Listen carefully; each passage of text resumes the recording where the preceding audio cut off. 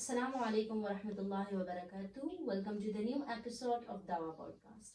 जैसे कि आप सब जानते हैं कि रजब का महीना अपने इख्तिताम को पहुंचने वाला है और हुर्मत के 4 महीनों में से एक महीना रजब का भी है।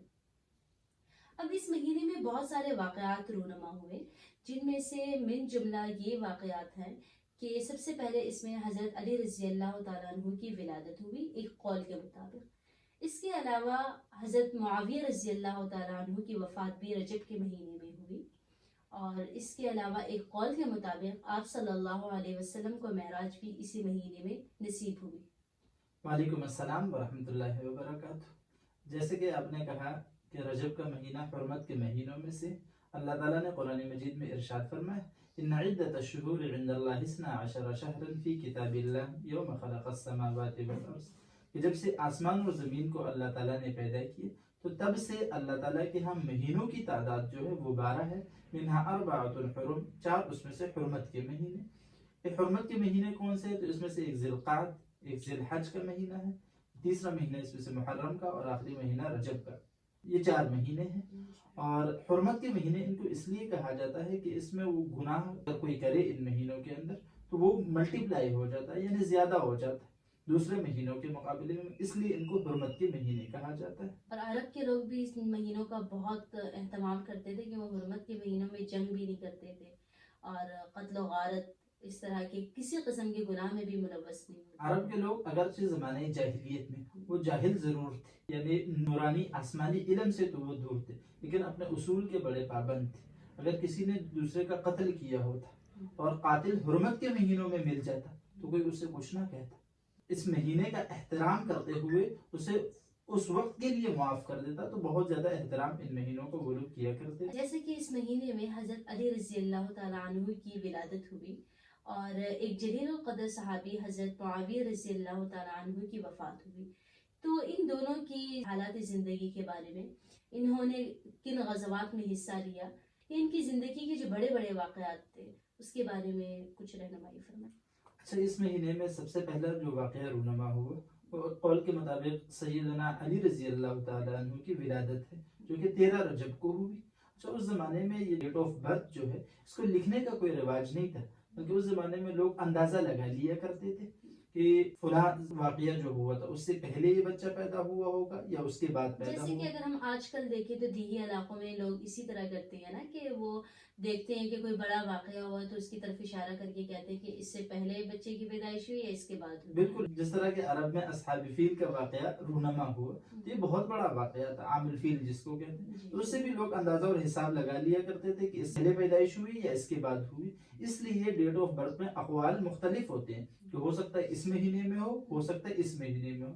अगर इस महीने में तो शायद तारीख ये हो या ये हो।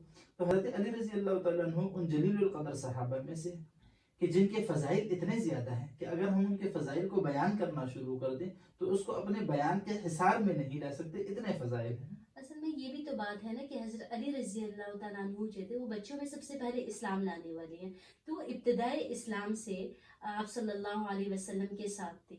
फिर इसके अलावा आप सल्लल्लाहु अलैहि वसल्लम के दामाद भी थे, तो इसी तरह उन्होंने इब्तिदाई इस्लाम में वो ईमान लेकर आए तो उनकी ज़िंदगी के वाक़यात भी ज़्यादा, उनकी फजीलत भी बहुत ज़्यादा है। जैसा कि आपने कहा कि वो सबसे पहले ईमान लाने वालों में से थे, तो इब्तिदाई इस्लाम से इंतहा तक, यानी अपने वफात तक इस्लाम में रहने वाले, तो इस्लाम का ज़्यादा दौर देखा। आप सल्लल्लाहु अलैहि वसल्लम के नबवी दौर जो है वो तकरीबन तमाम दौर हज़रत अली रज़ी अल्लाह तआला अन्हु ने देखा। फिर अल्लाह ताला ने उनको बहुत सारी सलाहियतें दी हुई थी, बहुत सारी सलाहियतें। उन सलाहियतों में से मिन जुमला एक ये है कि कातिब वही भी थे और उसके अलावा एक बहादुर जर्नैल थे। ठीक है, इसीलिए तो हज़रत अली को फातिह खैबर कहा जाता है।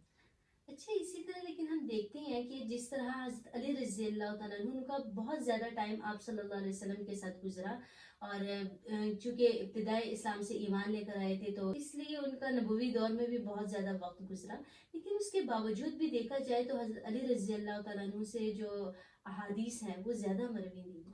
अच्छा, अहादीस मरवी होने का मामला जो है ना ये ज़रा मुख्तलिफ है, क्योंकि अगर आप देखें तो सबसे ज़्यादा अहादीस हज़रत अबू हुरैरा रज़ी अल्लाह तआला अन्हु से मरवी है। उसके बाद आते हैं अब्दुल्लाह इब्न अम्र इब्न अल-आस रज़ी अल्लाह तआला अन्हु और उसके अलावा अनस इब्न मालिक रज़ी अल्लाह तआला अन्हु। کہ یہ تو چند صحابہ کرام ہیں جن سے زیادہ تعداد میں احادیث مروی. کچھ صحابہ کرام ایسے تھے جو حدیث کی روایت کرنے میں انتہائی احتیاط برتتے تھے. من جملہ ان میں سے حضرت ابو بکر صدیق رضی اللہ تعالیٰ عنہ, کہ آپ صلی اللہ علیہ وسلم کے وہ ساتھی جو سب سے پہلے ایمان لائے, ٹھیک ہے, اور آپ صلی اللہ علیہ وسلم کے خلیفہ تھے, یعنی آپ کی وفات کے بعد مسلمانوں کو انہوں نے ہی سہارا دیا اور مسلمانوں کو انہوں نے ہی سنبھالا. جس طرح موسیٰ علیہ السلام کے ساتھ ہارون علیہ السلام تھے, اسی طرح اللہ کے رسول صلی اللہ علیہ وسلم کے ساتھ یہ دو صحابہ تھے, یعنی حضرت ابو بکر اور حضرت علی رضی اللہ. دونوں جو تھے وہ ابتدائی اسلام سے, لیکن احادیث ان سے بہت زیادہ مروی نہیں. البتہ یہ کہ حضرت علی رضی اللہ تعالیٰ عنہ سے پھر بھی کافی تعداد احادیث کی مروی ہے. اچھا, اس کے علاوہ حضرت علی رضی اللہ تعالیٰ عنہ خلفائے راشدین میں سے بھی ہیں. خلفائے راشدین وہ 4 خلیفہ جن کی خلافت کے بارے میں اللہ کے رسول صلی اللہ علیہ وسلم نے بھی گواہی دی. ان کے بارے میں اللہ کے رسول صلی اللہ علیہ وسلم کا قول بھی موجود ہے کہ یہ ہدایت یافتہ رہنما ہے. اسی طرح اگر دیکھا جائے تو حضرت علی رضی اللہ تعالیٰ عنہ جنرل اسلام بھی تھے, اور ان کو اسد اللہ بھی کہا جاتا تھا کہ اللہ کا شیر. تو جتنے وہ بہادر تھے, ان کی بہادری کی وجہ سے ان کو اللہ کا شیر کہا جاتا تھا. حضرت علی رضی اللہ تعالیٰ عنہ اپنی بہادری میں بے مثال تھے. احد کی جنگ کو آپ لے لیں, جب آمنا سامنا ہوا مسلمانوں کا اور کفار کا, تو سب سے پہلے جنگ میں ایک بندہ ایک طرف سے آتا تھا. تو وہاں جو جوہر دکھائے ان میں حضرت علی رضی اللہ تعالیٰ عنہ اور حضرت حمزہ رضی اللہ تعالیٰ عنہ شامل تھے. اس طرح خیبر کی جنگ کو آپ لے لیں, آپ صلی اللہ علیہ وسلم نے تقریباً جتنے غزوات لڑے, حضرت علی رضی اللہ تعالیٰ عنہ نے ہمیشہ آپ کا ساتھ دیے, اور خاص کر خیبر کی جو فتح ہے اس کا سارا کریڈٹ حضرت علی رضی اللہ تعالیٰ عنہ کو جاتا ہے. اسی لیے تو ان کو فاتح خیبر کہا جاتا ہے. اللہ کے رسول صلی اللہ علیہ وسلم کے وفات کے بعد جتنی جنگیں ہوئی, یعنی جو پہلے 3 خلیفہ تھے, حضرت ابو بکر, حضرت عمر, حضرت عثمان رضی اللہ عنہ, تو ان کے دور میں بھی رائے اور مشورہ جو لیا جاتا تھا وہ حضرت علی رضی اللہ تعالیٰ عنہ سے لیا جاتا تھا. تو بہت عقل مند آدمی بھی تھے, بہت زیادہ بہادر بھی تھے, اور چند ایک ان لوگوں میں تھے جو عرب کے اندر پڑھے لکھے لوگ تھے. پھر ان کی وفات عراق میں ہوئی تھی. ہاں, ان کی وفات کوفہ میں ہوئی. اس زمان جو موجودہ عراق ہے اس زمانے کا کوفہ. جب خلافت حضرت علی رضی اللہ تعالیٰ عنہ کو ملی تو انہوں نے جو کیپٹل تھا وہ مدینہ سے ہٹا کے کوفہ کو بنا دیا. اس زمانے میں بہت سارے فسادات بھی ہوئے اور بہت سارے معاملات سامنے آئے, جن کو حضرت علی رضی اللہ تعالیٰ عنہ نے اپنے بہترین تجربے اور تدبر کے ساتھ کنٹرول کیا. ہم نے بات کی تھی کہ رجب کے مہینے میں حضرت معاویہ رضی اللہ تعالیٰ عنہ جو کہ جلیل القدر صحابی ہیں, ان کی وفات ہوئی. تو ان کی زندگی کے بارے میں آپ کیا کہنا چاہیں گے؟ اچھا, حضرت معاویہ رضی اللہ تعالیٰ عنہ, ان کا نسب کچھ اس طرح کہ حضرت معاویہ ابن ابی سفیان, یعنی ابو سفیان رضی اللہ تعالیٰ عنہ کے یہ بیٹے ہیں. فتح مکہ کے موقع پر انہوں نے اپنا اسلام کو ظاہر کی, یعنی مسلمان تو یہ فتح مکہ سے تھوڑا پہلے ہوئے تھے. ان کے والد حضرت ابو سفیان رضی اللہ تعالیٰ عنہ جو ہے وہ تو فتح مکہ کے موقع پر جا کر مسلمان ہوئے, اور یہ ان سے کچھ عرصہ پہلے مسلمان ہوئے تھے, لیکن اسلام اپنا چھپایا ہوا تھا.